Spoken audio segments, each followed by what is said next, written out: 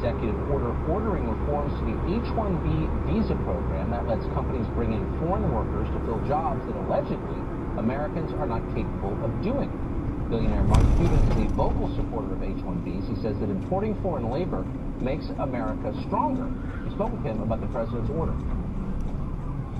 Mark Cuban, thanks for joining us tonight. So the president's H-1B oriented executive order will slow down that visa process from abroad. You've said in past statements you think that's bad for America. How so? Right. Well, there's two parts.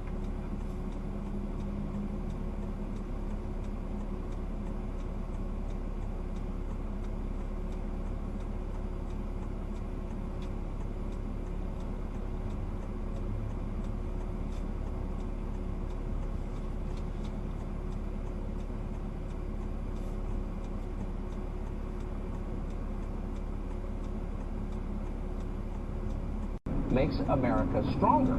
We spoke with him about the president's order. Mark Cuban, thanks for joining us tonight. So the president's H-1B